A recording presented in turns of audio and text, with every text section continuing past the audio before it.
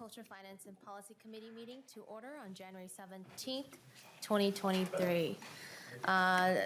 We have a quorum, and we'll start with the approval of the minutes for January 12th, 2023. Vice Chair Purcell, may I have a motion? So moved. All right, Vice Chair Purcell moves the approval of the minutes for January 12th, 2023. Any discussion? Hearing none, those in favor say aye. Aye. Those opposed? The motion prevails and the minutes for January 12th, 2023 are approved.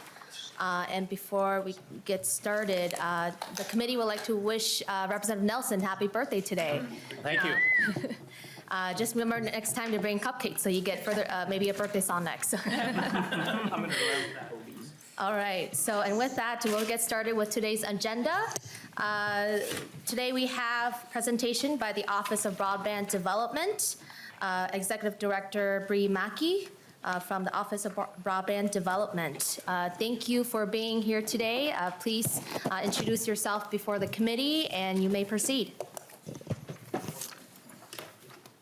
Good afternoon, Madam Chair and representatives. For the record, I'm Bree Maki and I am the Executive Director of the Office of Broadband Development. I am honored and excited to be here with you all today at the House Agriculture, Finance, and Policy Committee. And just also for the record, I'm a Greater Minnesota girl down in Winona County, and if you need a geographic location, you have a new member of your committee who I'm sure will help you with that. Thank you also for the opportunity today to share some background of the Office of Broadband Development, the programs that we administer, the progress that we have made, and also other opportunities we are partnering. In this presentation, I do welcome any clarifying questions you may have during the presentation itself, and I'm also happy to answer questions after my presentation and after the task force presentation as well. And I do have Devin here with me from Minnesota DEED, who is also willing to jump in if I need some help as well. So with that, Madam Chair, I'm happy to jump right in. Sounds good. Please proceed. All right, so we do have some slides here and you have your presentation in front of you. I just want to highlight a few things on the timeline. I don't need to go through them all, but just for reference, the first broadband task force was created in 2008. So Minnesota has long been a leader in the broadband space. Jumping down a little bit, we did jump into some broadband goals in 2010. And those goals, believe it or not, were 10 to 5. The next area, the little bullet, is the Dayton administration. Broadband Task Force was created in 2011. And then the Infrastructure and Grant Program was created into law with $20 million appropriated in 2014. Again, to highlight a couple things in the next arrowed slide, we did renew the Border to Border program in 2017 and appropriated $20 million as well in there. And then finally, to jump to the last area is in 2019, the Border to Border Grant Program had appropriations of $20 million in 2020, and then again in 2021.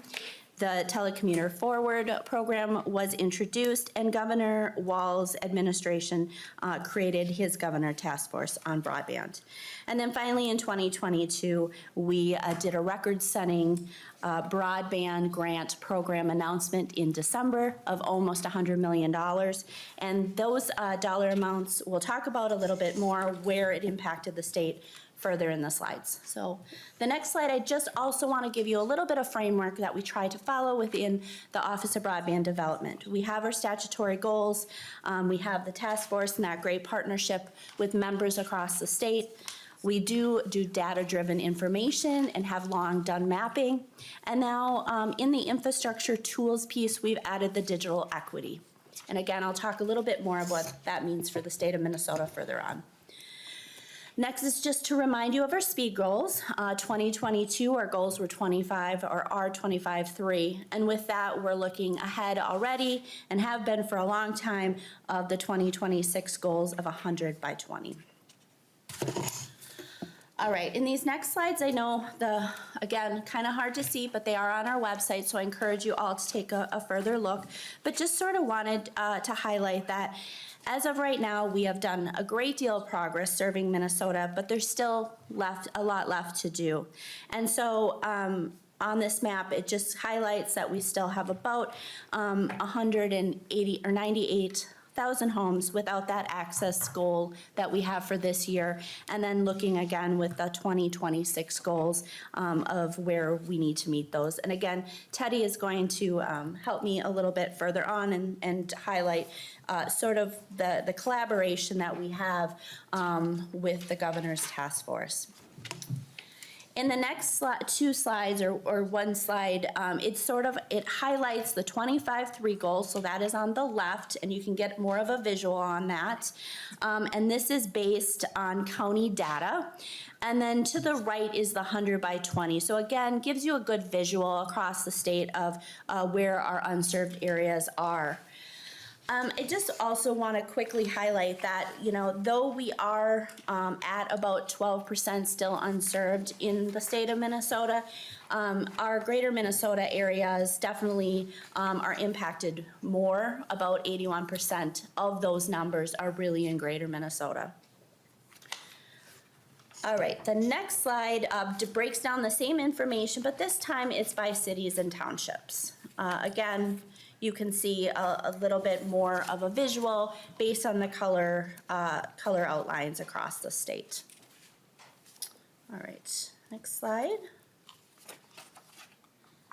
Next slide just really talks about the programs that we have at the Office of Broadband Development. Traditionally, we have our border-to-border grant program, and that is the infrastructure program. This is what's highlighted across the nation.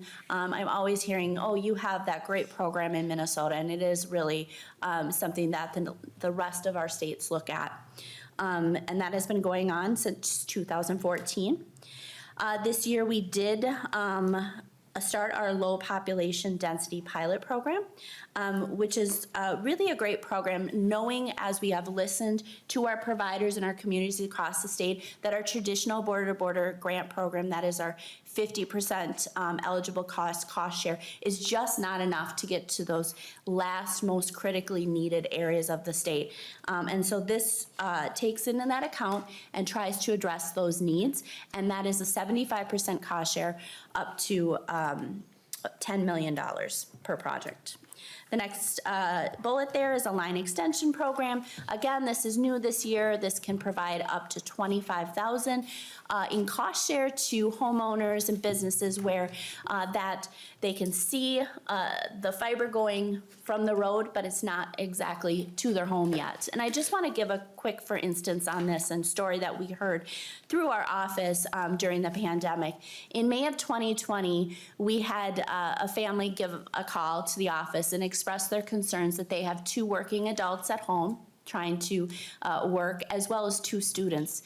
And they had the fiber line, it was there, they could see it, but it would cost them $2,000 to get to their door and actually be able to access that. And for that family, that just wasn't feasible. And so this is the type of program, this is the type of cost that a lot of these homes really need to just put them in the digital economy and really live wherever they live and be able to participate effectively in their healthcare, their learning, in the workforce.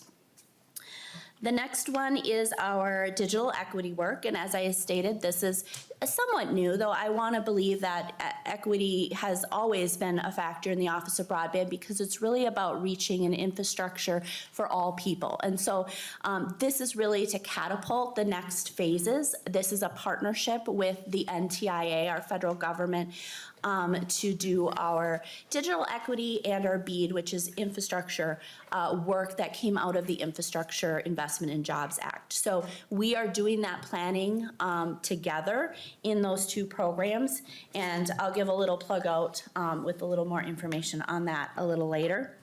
And then the Telecommuter Forward program is a certification program. There is no funding to communities that wish to do this, but we do provide technical assistance and resources to communities who really want to bolster their community needs in the digital world, the digital economy. So they're excited about that program. Again, on our website, we have some mapping and some data across the state of communities who have really thrived in this area. And then we do have other federal programs that we leverage within the office and try to do the most we can in leveraging the federal dollars that are available and the resources across those programs. All right, so I talked a little bit about the Border to Border Grant Program. Again, this is an infrastructure program to really do this installing of the last miles and the middle miles across the state. Allowable expenses are final cost design, construction costs, permits, purchasing of needs and facilities, middle mile infrastructure and last mile infrastructure, installation, testing, and equipment.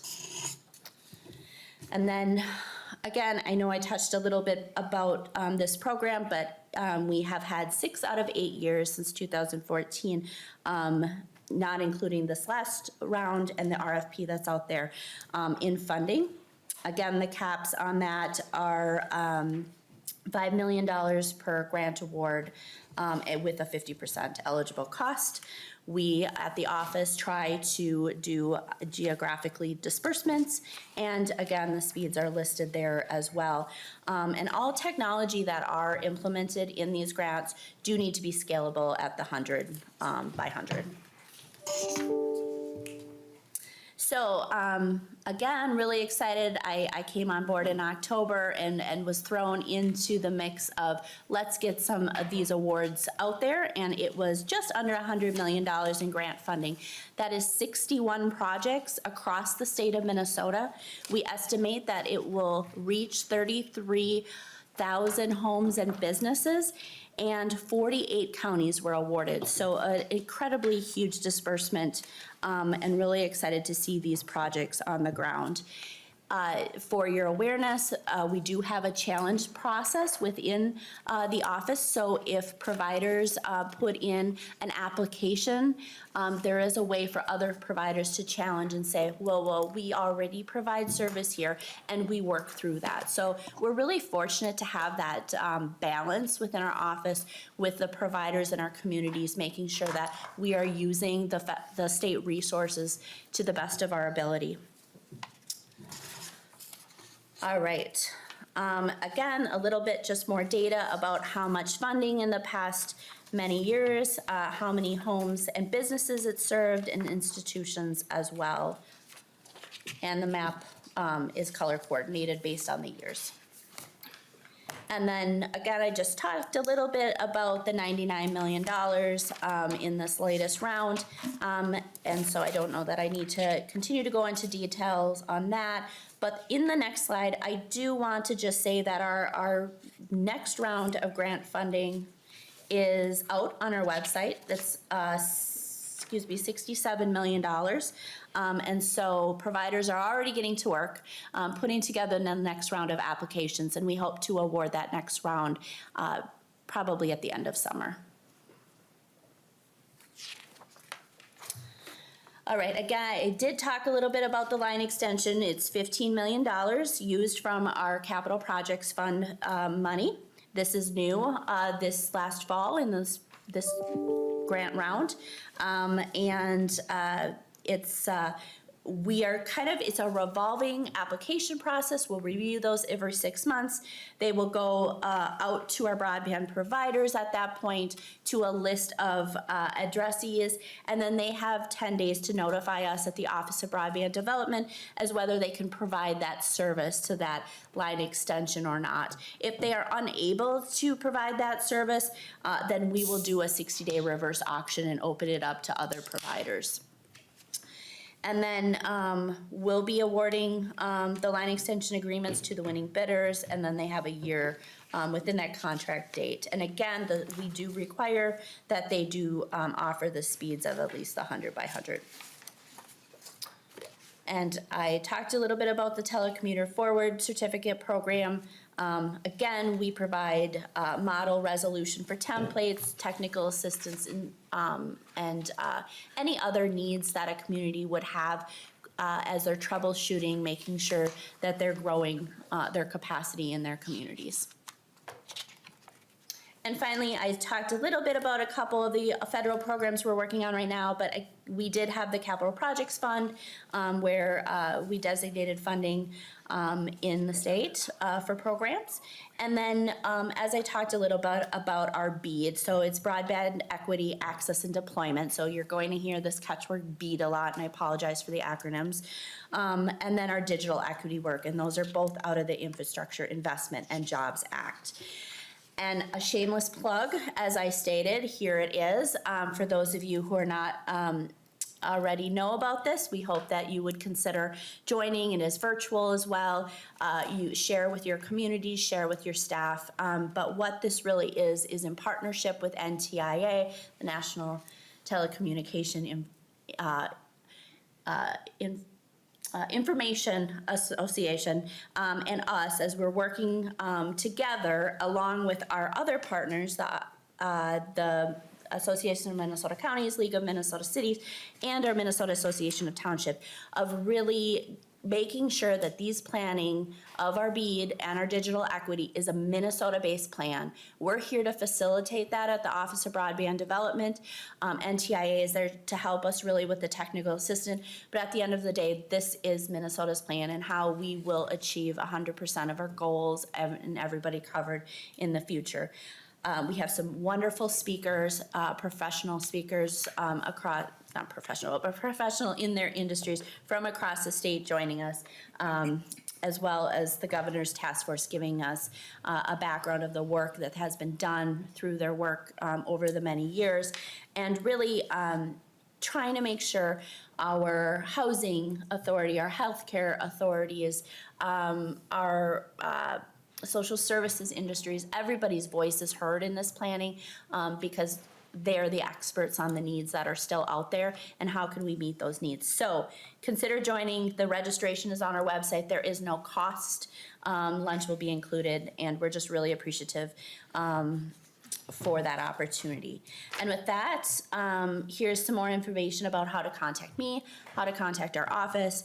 And I know I went through that really, really fast, but wanted to be respectful of your time and also give Teddy plenty of time to share the work that they have been doing over the past year as well. So with that, Madam Chair, I'll open it up for whatever questions. Thank you, Executive Director Maki, for your presentation. Appreciate you guys being here. Broadband is not new to Ag and to Minnesota, but it's definitely a new jurisdiction within the Ag Committee. So thank you for providing that high-level overview. I think my first question would be if you can talk about the border-to-border grants and see if you guys were able to leverage federal funds, and how did you guys use that in order to leverage the funding that the state gave you guys? Yeah, so thank you, Madam Chair. And I think, I probably didn't highlight in the slides enough, but the line extension program was $15 million in the Capital Projects Fund, or that was allocated. And then the low density pilot program was $30 million, and both of those were out of that federal funding.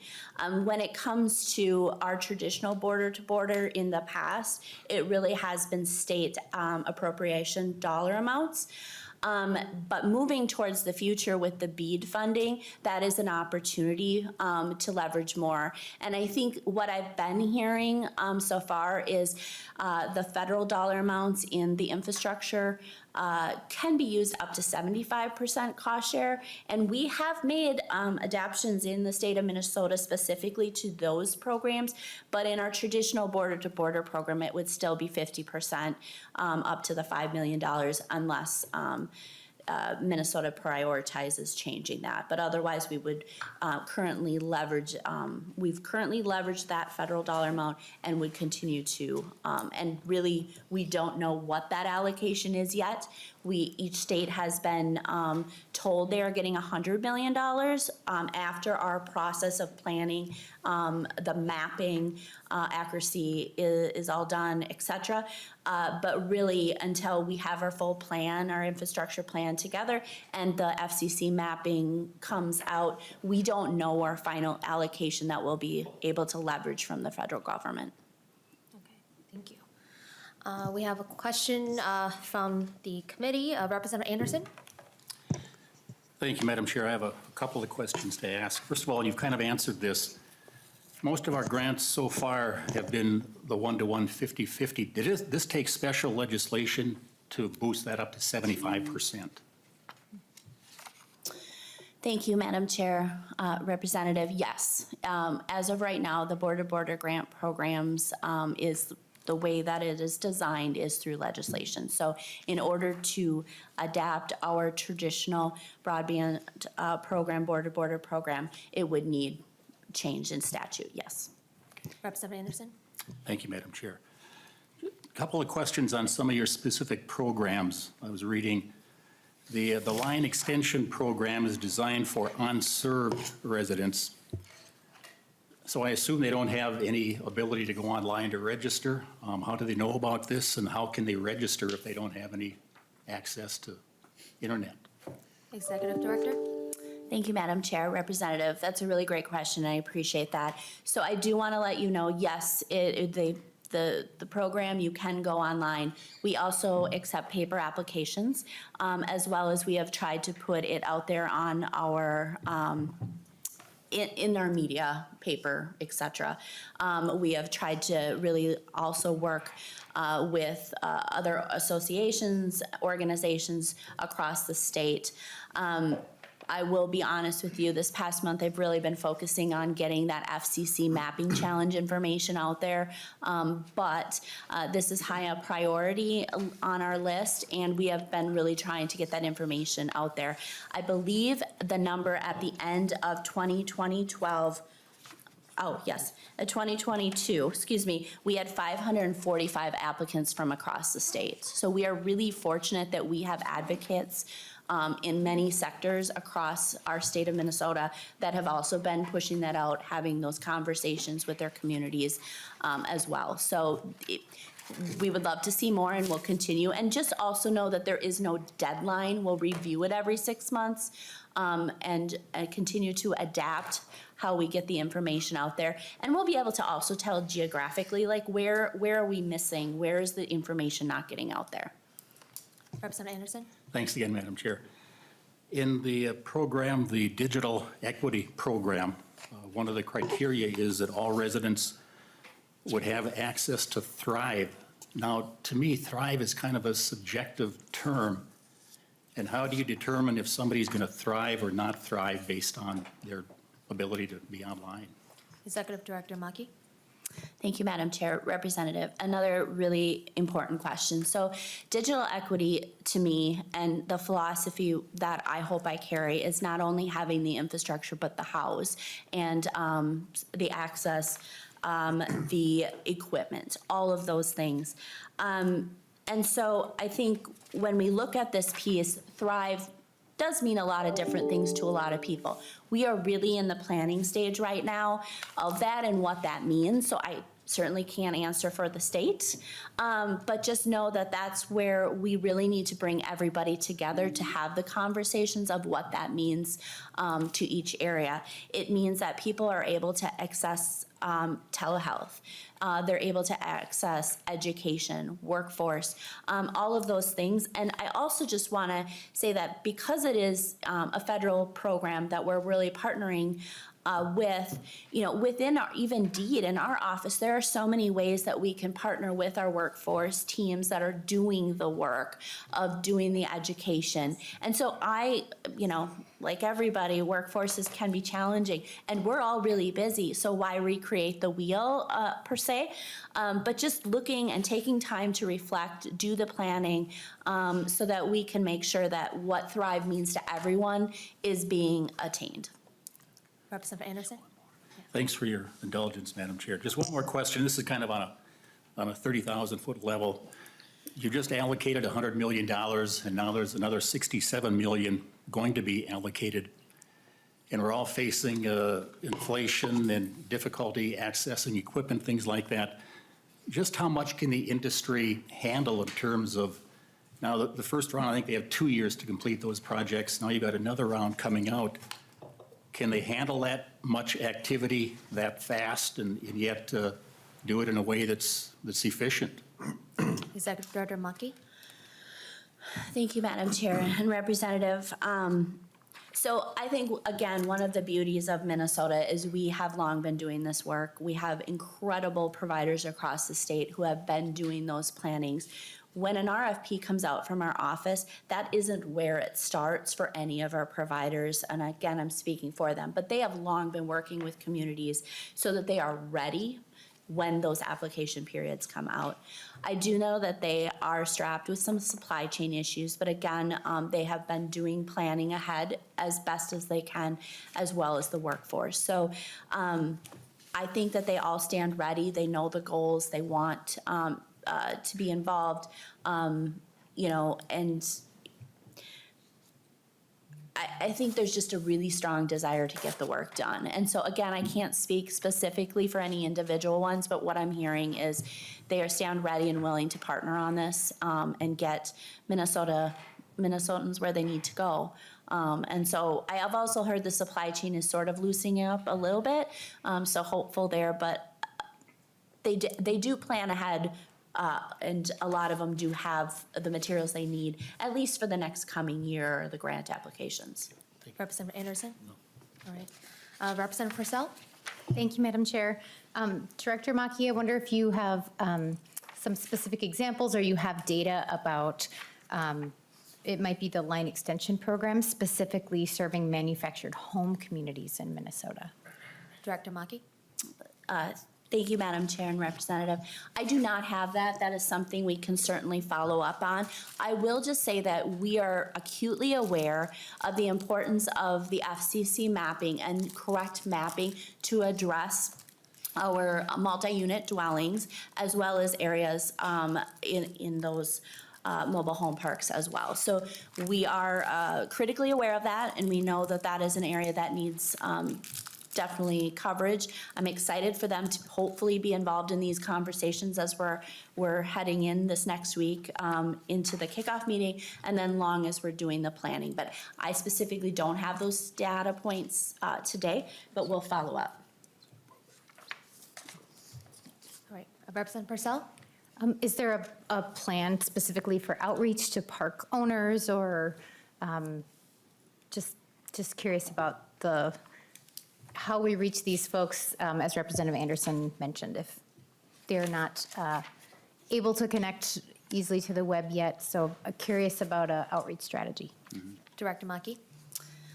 Yes, thank you, Madam Chair and Representative. Again, we are very happy, and we have taken many field phone calls from our office to even help input applications.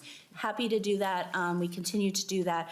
I'm just really, truly blessed for the staff that I have that are so committed to making sure that everybody gets the service that they need to thrive.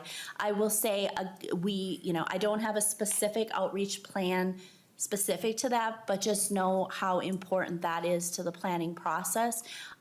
Also, as part of the agenda, we did incorporate our housing authorities into the conversations, one of which is one of our CAP agencies will be on one of the panels who works very closely with housing in one of our regions, a little bit more north-southeast area. And so I think that she will bring a lot of value to those conversations. And I mean, they're serving units of 4 and up to 100. And so having those perspectives that she can share with us and we can really start that engagement a little bit more thoroughly is really an exciting part of this kickoff meeting and the work that we are doing. Representative Purcell? Representative Jacob? Thank you, Chair Vang. Director Maki. So I think you mentioned 545 applications. So my question is, how are applications prioritized, and how would my local units of government in my district know whether they're making a good application that would be prioritized? Director Maki? Thank you, Madam Chair and Representative Jacob. So I didn't probably clarify this well enough, but just for noting, the line extension program, individual landowners and businesses can register themselves.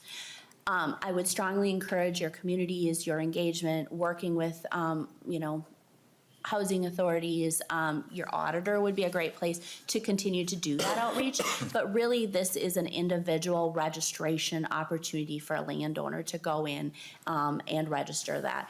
At that point, every 6 months, we'll do that review and then send it out to all the providers that we have listed in those areas that either say they can provide service or have service. And I don't want to say challenge them, but say, hey, are you able to do these goals? If they're able to, then they would move forward with the grant process. And if they already have them, then we'll navigate and have those conversations with individual landowners and making sure they have the resources and the information needed to be able to access the resources that may already be there.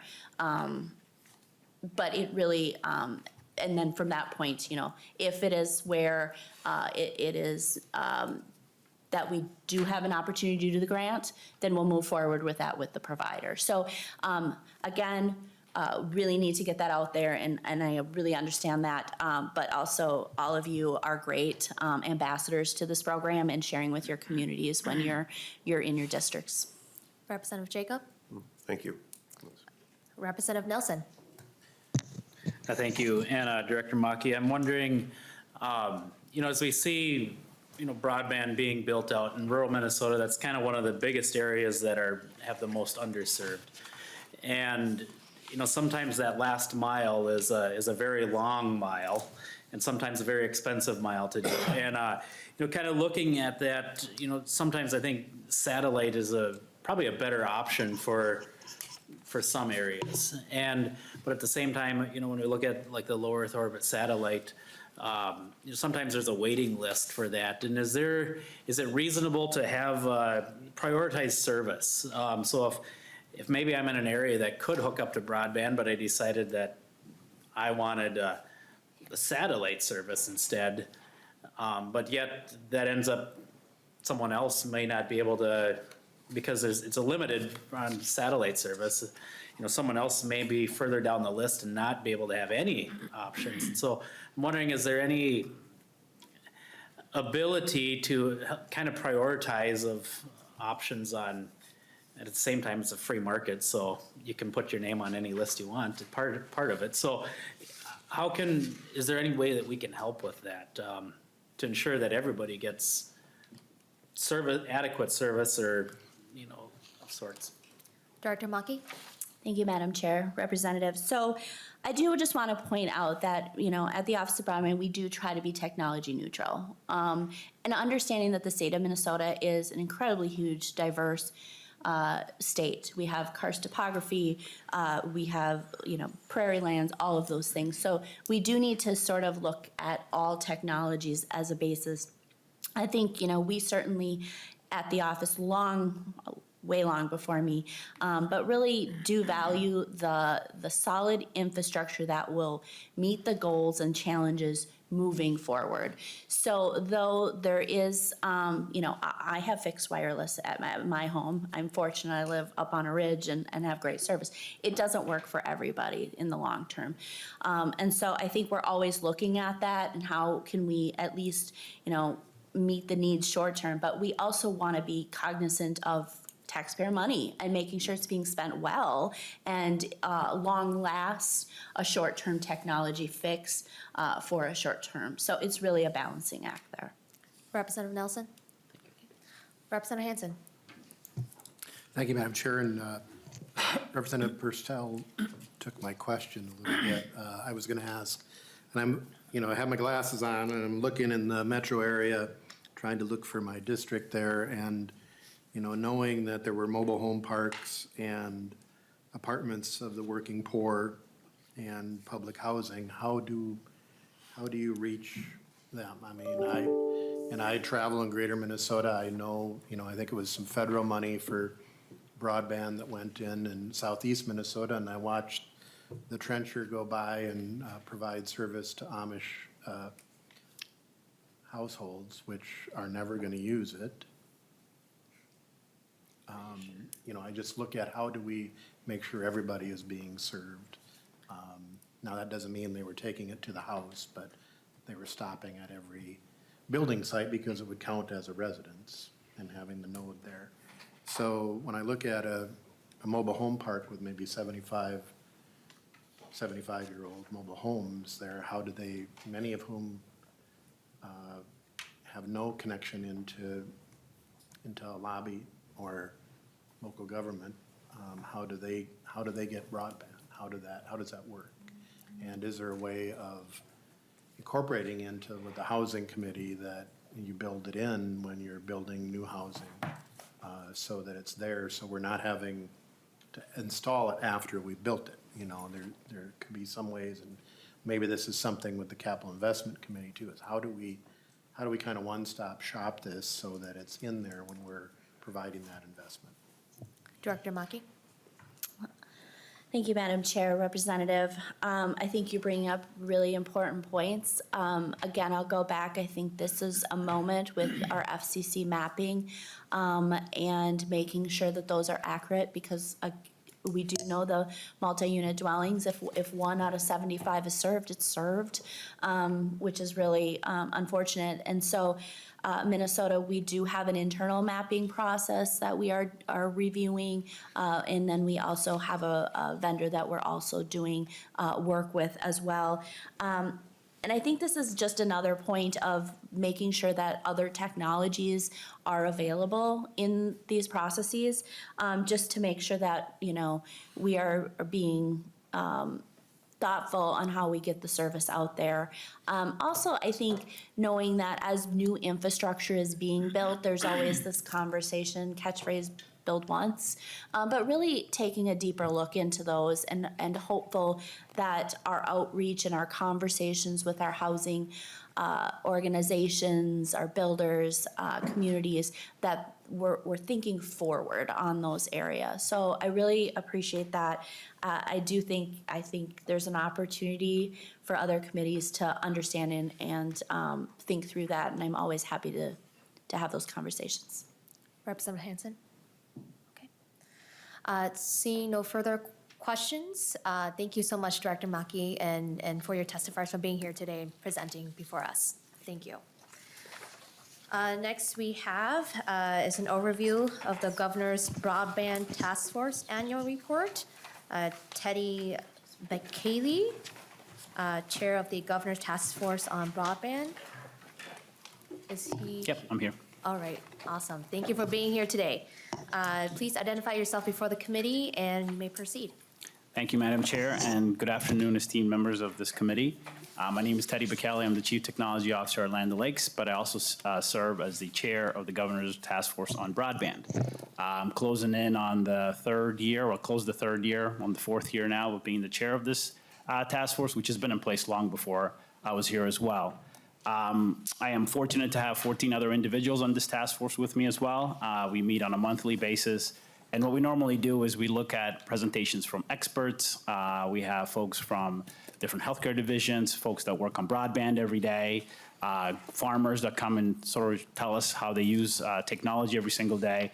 But on the committee, it's on the task force itself, we actually have a lot of expertise. There are folks that are from the telecom industry, that actually implement broadband on a regular basis, electric co-op providers, members from the healthcare space as well, about educating us how they're using telehealth and those kind of capabilities. So again, we've taken quite a bit of time to understand sort of the needs of broadband for the state of Minnesota, and we publish an annual report that comes out, which was also included in your packet. Now, I'm not going to go through the details of that report, but I'll give you the high-level points of that.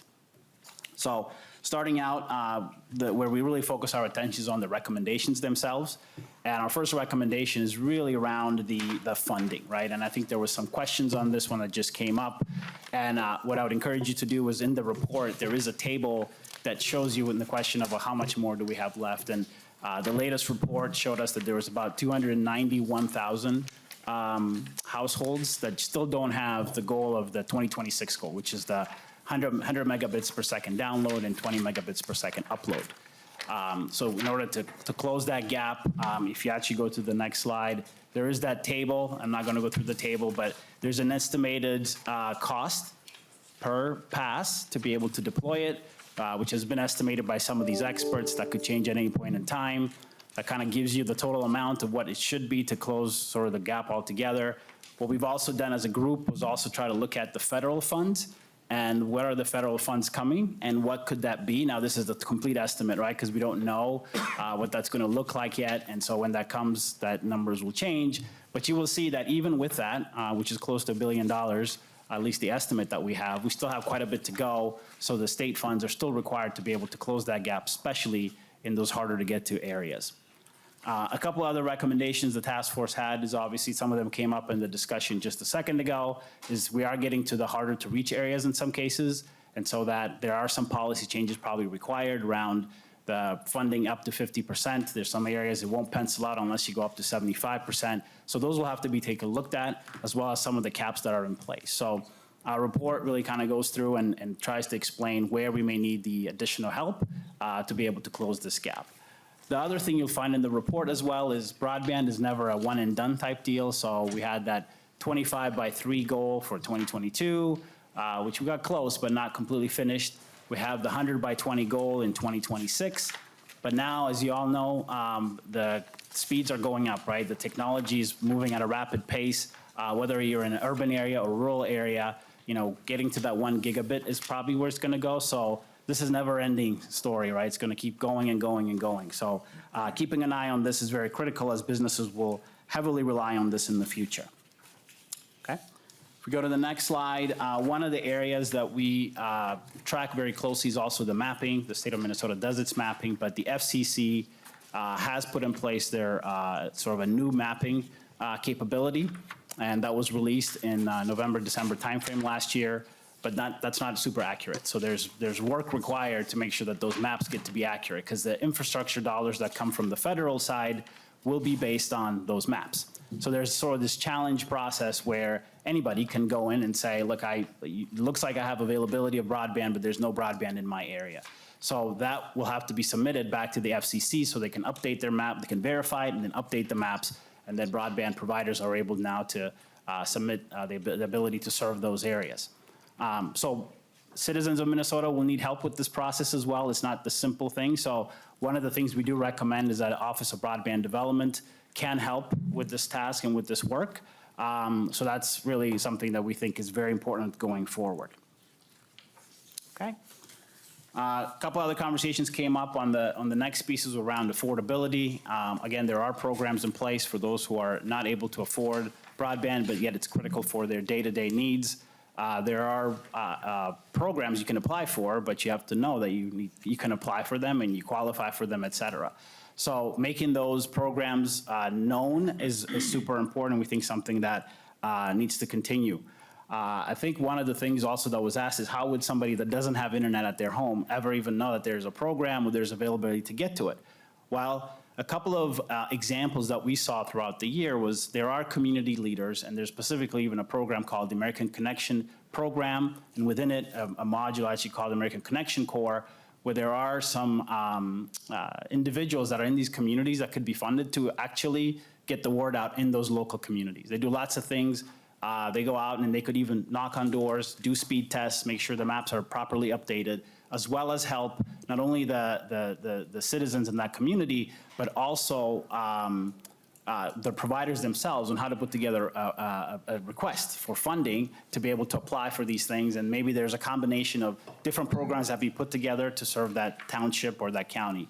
So helping by maybe funding some of these leaders that are in these communities could be a really good way to be able to close that gap. Same goes on the adoption side of it. Again, now the broadband is available, and let's say even with the line extension, it's at the door. Does somebody know actually how to properly utilize broadband and what to do with it? So I'll give an example around healthcare. Do you know that instead of having to drive 60 miles to the clinic, you can actually get in touch with a doctor or dermatologist through a telehealth visit before you even get to the clinic? So that's one of the big benefits to be able to do things like that. Or from an educational standpoint, one of the things we do know is that Minnesota actually ranks really high on the broadband and some other things, but when it comes to computer science, for example, it's one of the lowest in the country. So is there a way for students to be able to get access to advanced computer science classes by being able to leverage broadband at their home? But how do you do that is you have to put sort of the whole program in place for that piece of it. So this idea of increasing digital navigation, the Department of Education having the resources and the ability to be able to put programs like this, we feel is pretty critical. So those are sort of the big pieces of the recommendation. Again, the biggest one is around the funding aspect of it, and then obviously everything else that goes from funding. So once you have the funding, you can put the infrastructure in place. Once you have that in place, well, how do you make sure that folks are taking advantage of it and they're making the best use of it? So that's sort of how the broadband task force thought about this. But it's been a pleasure to work with those individuals. There's some folks that have really, really good knowledge of a lot of different things, even to the question that came up around different technologies. We've actually had providers from both the satellite area or explain us a little bit about fixed wireless and how that works, have all been critical to be able to form some of the recommendations that have been put into this report. So with that, I want to thank you for your time and having me here and open up to any questions you might have for me. Thank you, Teddy Bekele, for your introduction and presentation. I think my first question is, can you go a little bit more detail about what the membership looks like on the task force? Yeah, so the membership on the task force, that's obviously they're all volunteers that submit, say, I'm interested in broadband and serving on the task force committee. The selection of the members of the task force is done by the governor's office. So all the applications go there, they review the applications, and the governor's office try to put together a membership that has different expertise, right? So to make sure that folks that have different areas that they can contribute to the conversation, as well as in putting together some of these recommendations. And then once they get approved, then they're on the task force. Okay. Any Representative Frederick? Thank you, Madam Chair. There's been a lot of discussion about that 50% cap to be able to spread our network around the state of Minnesota but also part of the discussion is that it doesn't necessarily go far enough, that some communities, some locations need more funding. I'm just curious if anybody has a number of what would be the cost to be able to go that last distance if we were going to fund it as a state, or help, I guess, if we're doing 75% or whatever it happens to be. Chair Bekele? Thank you, Madam Chair, and thank you, Representative. We do have, it's a hard number to come to, right? Because some cases it could be 60% is good enough, some other cases 75%. So one of the things we're recommending is to give latitude to the Office of Broadband Development to prioritize as these applications come in and be able to really look to see why would you ask for the 75% match? Like what is it about the terrain or what is it about the households in that area that really would need additional funding? And so I think more so than what is the amount or the percentage, it's more like giving them sort of a framework to be able to say, here's the framework you can work through and how you prioritize some of these projects as they come in. Representative Frederick? Any further questions from the committee? Representative Anderson?